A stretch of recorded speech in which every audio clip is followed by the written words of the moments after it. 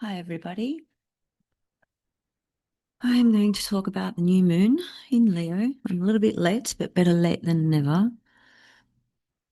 And even though the new moon happened a day and a half ago, it doesn't really matter because the new moon is not just important for the day that it occurs.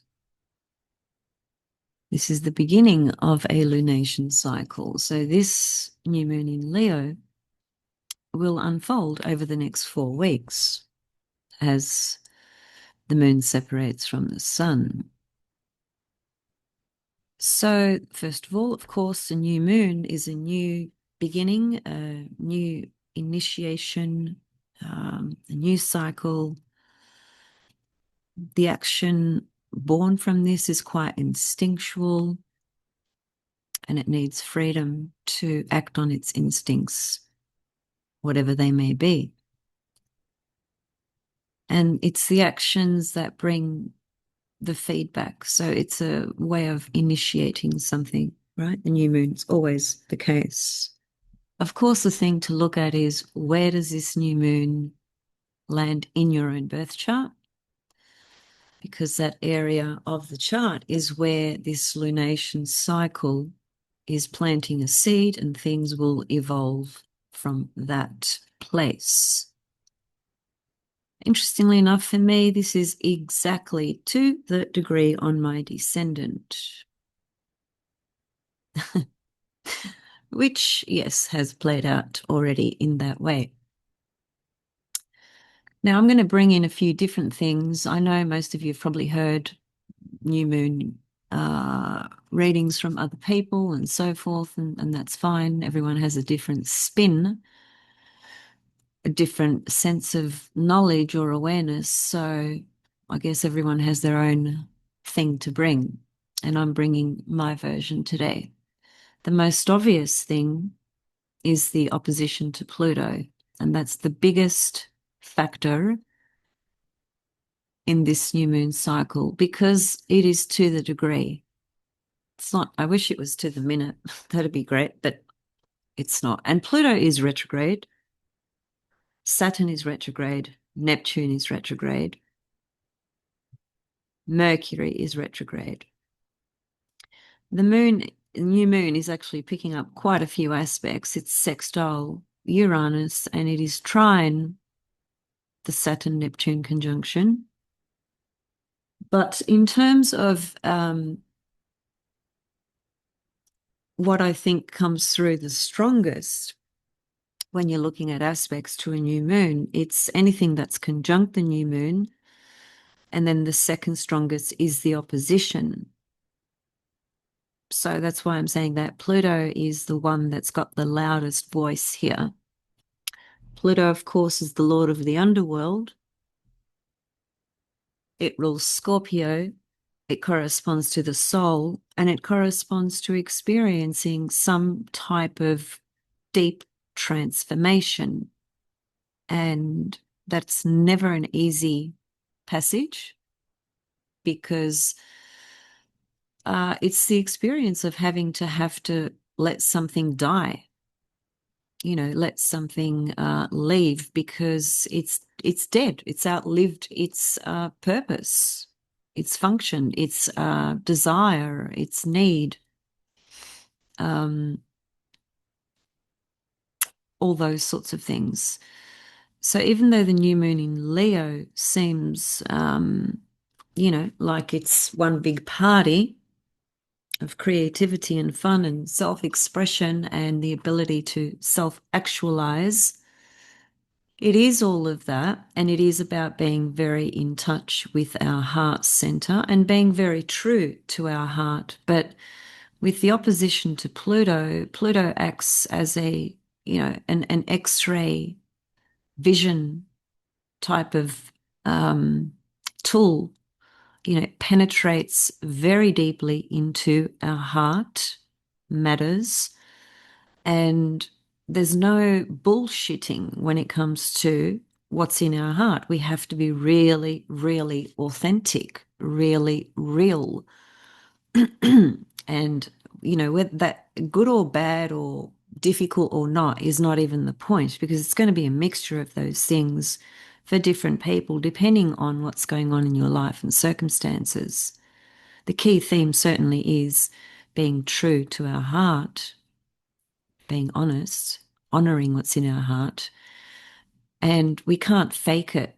We can't pretend it. We can't be delusional about it. We can't fantasize and live in some, dream about it, because Pluto is right opposite. So Pluto just comes in and just basically opens that heart up and really kind of forces us to look, very deeply at what's there, what we're holding on to.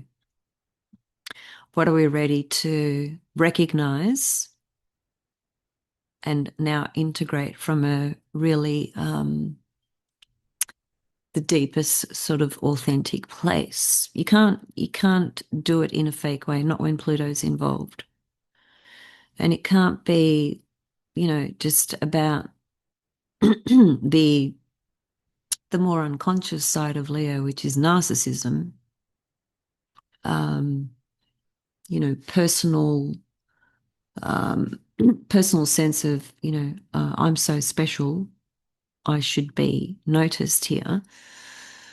The polarity point to Leo is Aquarius. And what Aquarius brings to Leo is the awareness and understanding that, yes, you are special, but so is everybody else in their own way. That's what Aquarius brings in. And with Pluto there, it brings it in a very deep, intense, confronting way as well. And of course, anything with Pluto, it's a signature that can bring in, fated and destined matters. This is all very connected to relationship issues as well, because of Venus and Mars, which are still squaring each other. Mars on the South Node. Now, my previous upload to this one was a whole session on Mars and Venus, so I won't unpack all of that again today, but I just want to bring it up in the context because Venus and Mars are still very closely squaring each other, and Venus is still squaring the nodes. So this cycle has a lot to do, again, with relationship matters. Now, that can be, a personal, sexual, intimate relationship. That can just be a very strong connection you have with somebody. That could be a new situation. It could be an existing one that's been going on for a while. As I mentioned in my previous video, the square between Mars and Venus, well, that's basically, this is the last quarter square.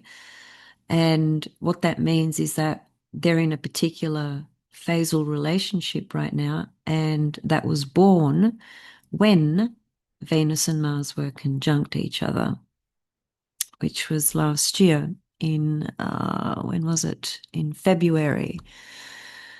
They were conjunct with Pluto. And what I want to show you, which is really super interesting, is some of you may be aware of this. I'm guessing most people aren't, but anyway, either way, all the planets have nodes. You know how we look at the nodes of the chart? These are the moon's nodes, right? The moon's nodes are the ones that are always drawn into the chart.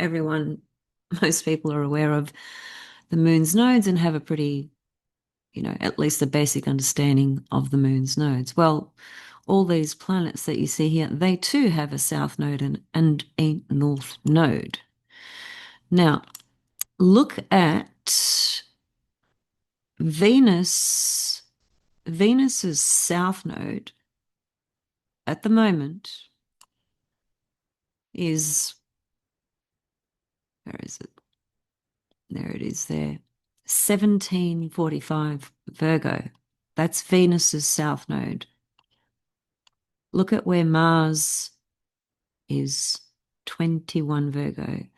So Mars has already been over Venus's south node. But the point is, when I did the video of Venus and Mars, which I didn't look at this at the time, I looked at it today because I just got a feeling that there's more to this story of Venus and Mars, and I was right. Because Mars is on Venus's south node, okay, and where are we? Mars's north node, the north node of Mars, is conjunct Venus. So we've got the nodal axes of Venus and Mars interplaying with the current transits of Venus and Mars. Now, you may not understand what that means, but what it means is that it places tremendous importance on what's happening in this dance between Venus and Mars, which, as I said, started in February of 2024. So there's some really karmic stories going on for people in relationships at the moment. And given that we've just stepped into this new moon with an opposition to Pluto, it's not an easy lunation cycle. Of course, at the highest end, it can bring about tremendous transformation, just to use simple keywords, Pluto, um, in the context of really honoring our heart, right, and being true to our heart with where we are at this point in life. But I know with absolute certainty, not through theory, but through actual life experience, and I know many of you do as well, when Pluto's involved, especially, with an opposition, you cannot reach the point of, let's say, transformation or renewal unless you actually go through some type of metamorphosis, some type of death. And it is always pointing back to our own fears, our own personal limitations, fears around people betraying us, people not being loyal to us. It could be, a powerful figure that is very charismatic or is a bit of an enigma. Pluto, has a lot of power over you. It could be any and all of those things. And it could be both people playing this game of power over one another, whether that's through sexuality, emotional, psychological themes and patterns that play out into the connection in whichever way they are playing out. Strong desires and strong needs to experience something together, because Pluto corresponds to our deepest unconscious desires. So there's something quite intense and I want to say fated playing out here. And it is serving both people. But if it's completely unconscious in both people, it will serve the needs and desires of each soul, but not in a evolved way, but more in a manipulative way. And that's when things can become, troublesome and a little bit chaotic and not pleasant. That's when suspicion comes in, paranoia comes in. Can I trust this person? Are they being honest with me? It can be a destructive course that you're on, together. It could be obsession type of feelings, fear of being trapped. It can be magic, it can be corrupt power, it can be loss, abandonment, merging together, alchemy, secrets, darkness, sexual violence. There's a lot of things we could say about the Pluto archetype, the Pluto energy. And here it is, opposite this new moon. Now, obviously, if this new moon was in your seventh house or on the descendant, like it is for me, it's a very personal cycle with others and probably one particular person. So it has a very intense, you know, um, level to it, particularly because of what's happening with Venus and Mars being square each other. And their own nodes are actually conjunct Mars and Venus as well. So, as I said, Mars's node is conjunct Venus and Venus's node is conjunct Mars. Now, the nodes for the planets, from a principal perspective, they are read in the same way from the point of view of the South Node corresponds to past themes and patterns, lifetimes, cycles, and so forth. And the North Node corresponds to what we are trying to evolve towards, grow into this lifetime. So it's pretty interesting to me that we have the nodes of Venus and Mars both, conjunct the transit of Mars and the transit of Venus in a very important cycle that was born with a conjunction to Pluto. How fated is that? So there is one other thing that I want. Let me just.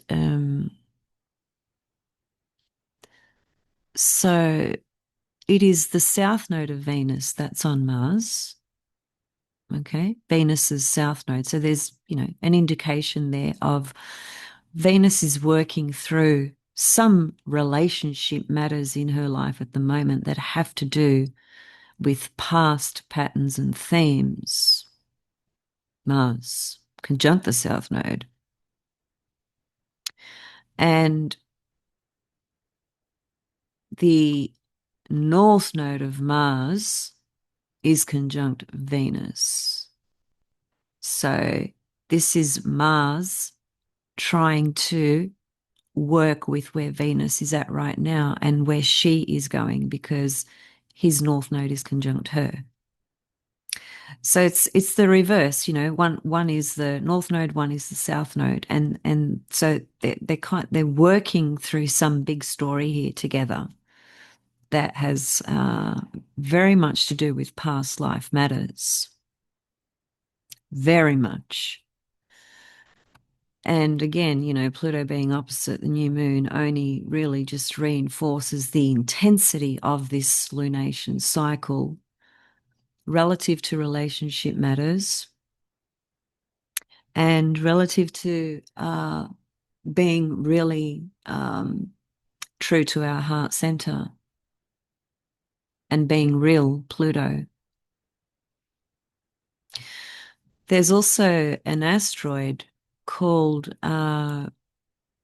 Eurydice that is spelled Eurydice.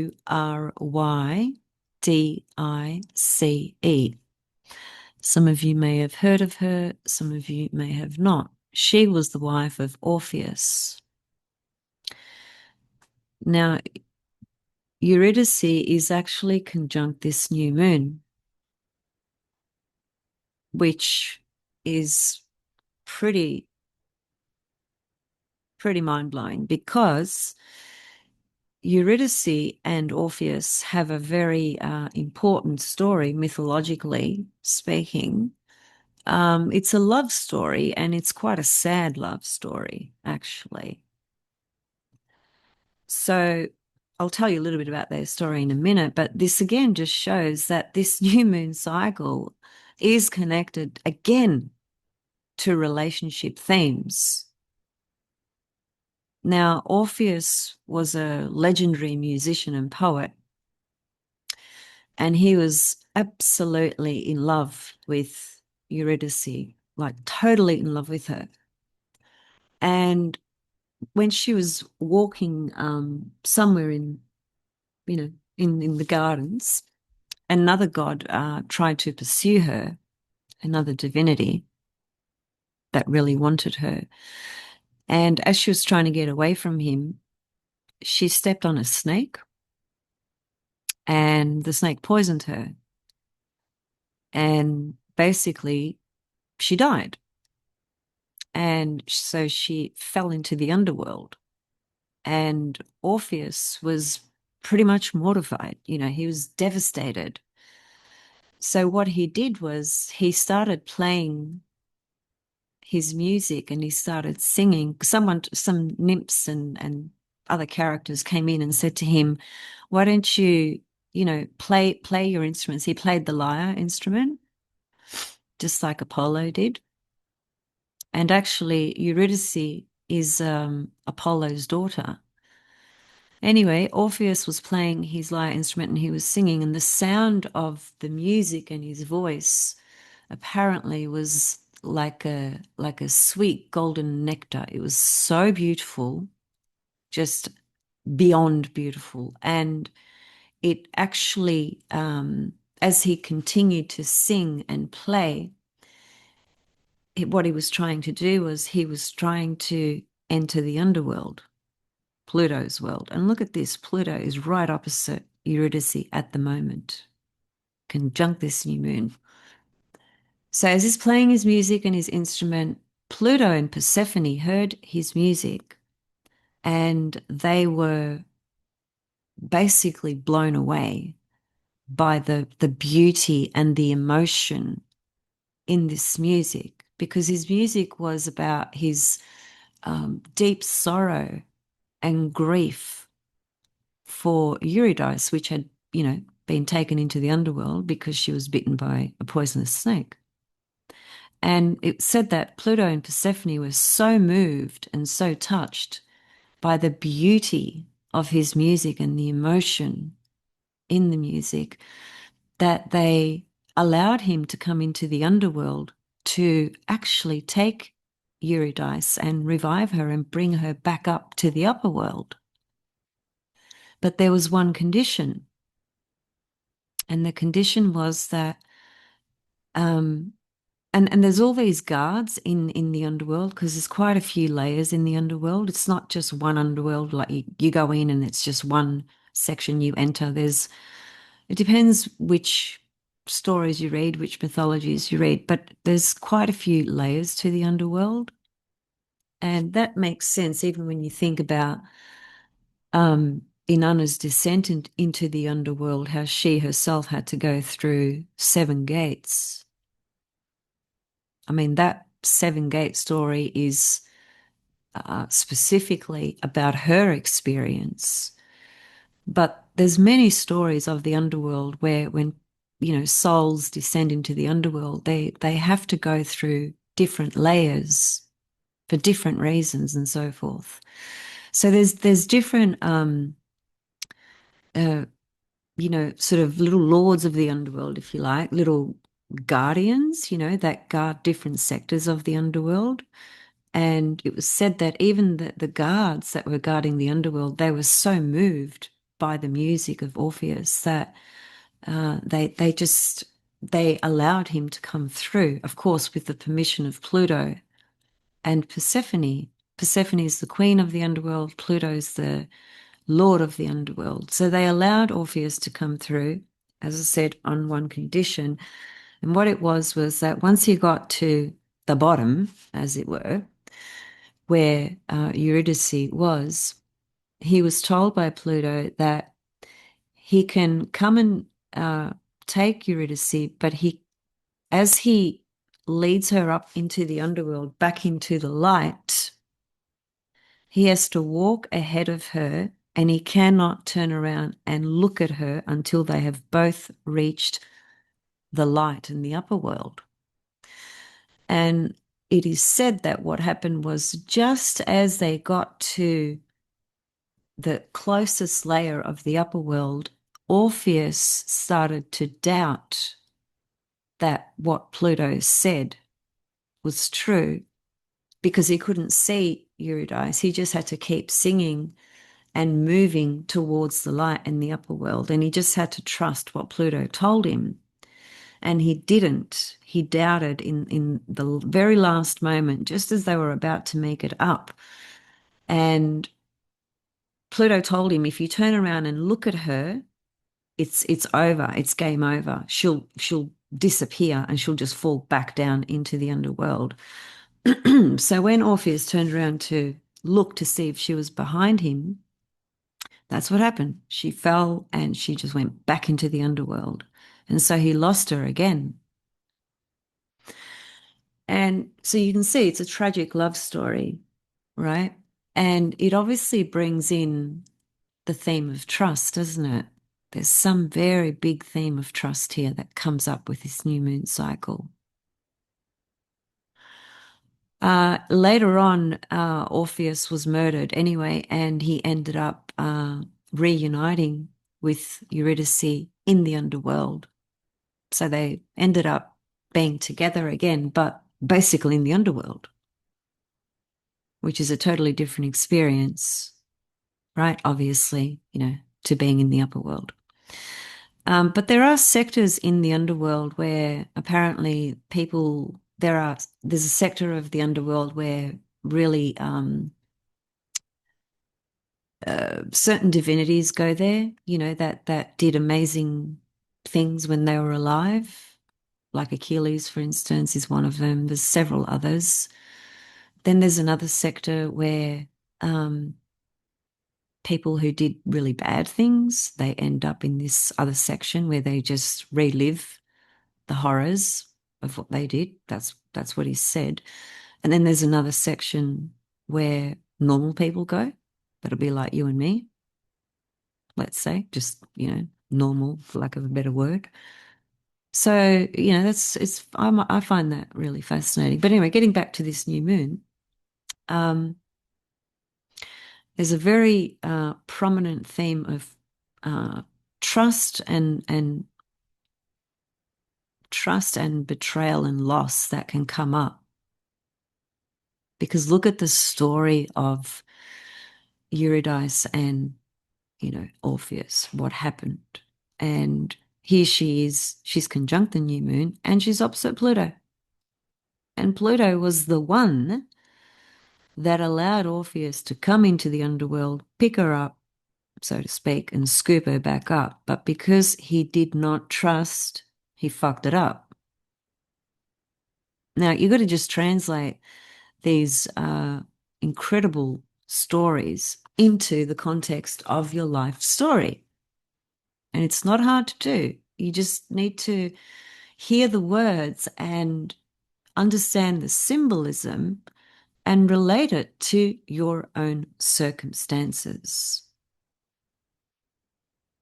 Now, it might not be an Orpheus Eurydice matter exactly the same. That is, you and your partner. There might be some other very important connection or some type of relationship with somebody where there's a big question of trust that comes up and you are being called to trust the situation and you don't. At very last minute, you doubt it. And as a result, you end up losing in that situation, just like Orpheus did with Eurydice.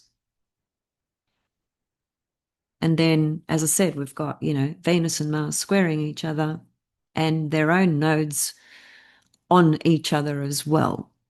So if this is not a lunation cycle of deep fated relationships and connections and matters around trust, I really don't know what is. Now, yes, Saturn and Neptune are trine the new moon. That's lovely, I suppose. I say that sarcastically because it is Saturn, Neptune, and those two, that energy is a really difficult energy because even though it is a trine, which is indicative of supporting this new moon in some kind of way, this is a test of truth, being realistic versus illusions and fantasy. in this whole relationship stuff. You know, wanting the Neptune, which is the bliss, the ecstasy, wanting the dream, the fantasy, wanting to stay in that bubble. But Saturn right there doesn't allow us to do it. And they're both retrograde as well. So there's something internally that we are processing with this energy relative to this new moon cycle as well.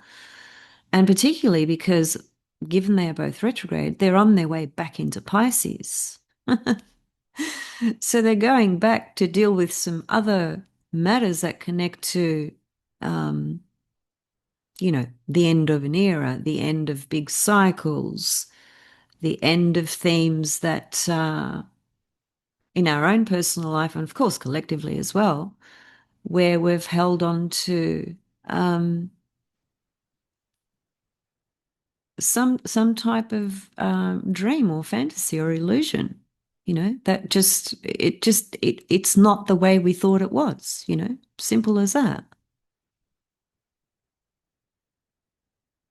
This is a lunation cycle that's just absolutely explosive with relationship stuff and, you know, pretty big karmic things and fated things. Um, and, you know, themes around trust and themes around being real versus being stuck in some fantasy and illusion. And that could just be because, you know, you've gotten to a point in your life where you just you can't live in la la land anymore. You know, you have to move forward into a more authentic expression of who you are becoming, leaving behind the parts of yourself that have kind of finished. Now, Uranus is sextiling the new moon, and that's nice. Um, and I guess in very simple terms, that could very well just bring in perhaps an opportunity for some type of release, some type of breakthrough. An unexpected breakthrough might appear. A sextile aspect is always an opportunity, and Uranus is breakthroughs, but it can be shock and trauma as well.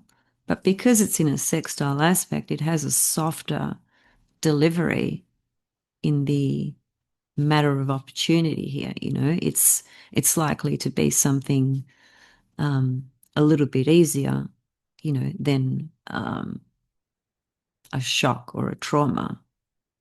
Because we know in our heart that something very deep is happening with this connection or this person or this relationship or these themes in our life. We know it. You cannot hide from it when Pluto is opposite the moon and the sun. You know, the sun in Leo is just like beaming that glorious solar light.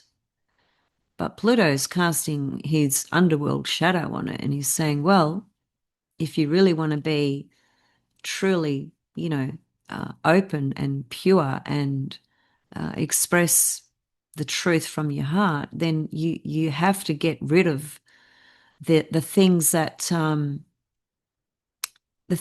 false, I want to say, you know, Saturn conjunct Neptune. You have to come head to head, face to face with some issue of trust, some issue of fearing that someone's going to betray you. Yeah, it's just pretty obvious to me. So I guess as this cycle unfolds, you will see yourself, we all will, how these themes unfold. But the core essence and, you know, the takeaway and the highlights, the headline is relationships and being pure with our heart and having the ability to trust, even though in the past We may have had people betray us. We may have had trust issues that may come from parental things, that may come from certain relationships we've had, and so forth. This cycle speaks to, really having the courage, Leo, to start new patterns, to start to create trust in your heart. Because when you do, then you are more likely to attract partnerships or people that will mirror that back anyway. If subconsciously or internally, you're holding on to this mistrust and suspicion, well, you're going to experience the Orpheus, Eurydice side to this story, because you're going to be moving along and then suddenly you're going to have this doubt kick in. And that doubt brings in the matter of non-trust, and then bam, Eurydice goes right back into the underworld again. So just translate that into your own life circumstances and you'll figure it out, I'm sure. The full moon in 2 weeks' time is going to be in Aquarius. And of course, I'm going to come back and talk about that then, because it's quite interesting. But that's what we're leading up towards, even though, of course, there's going to be, the crescent moon and there's going to be other aspects. But before you know it, in 2 weeks' time, we're going to have the full moon in Aquarius. And I think what's going to happen, which I'll come back and talk about in detail, but naturally, the most obvious thing is that whatever we are working on here with our heart to be able to be really true to what we want to create in our life moving forward from a heart-centered space and a space of real trust, the full moon is going to illuminate, obviously, anything that's changed or anything that's come up. So what comes up in the next 2 weeks is going to be huge for when the full moon occurs in Aquarius. And there's reasons for that, which I'm not going to unpack now, but just keep that in mind. It's going to be very, very interesting, to say the least, because the goddess Pallas Athena is going to be involved. And Pallas Athena she's the ultimate seer through all bullshit outside of Pluto. She's the goddess of clear seeing. So I'll leave it there, and I wish you all a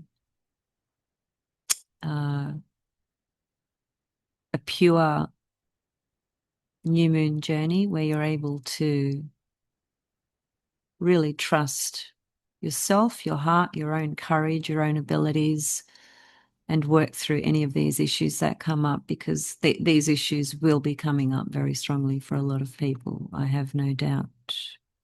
I'll leave it here, and if you wish to work with me in any way with your birth chart, there's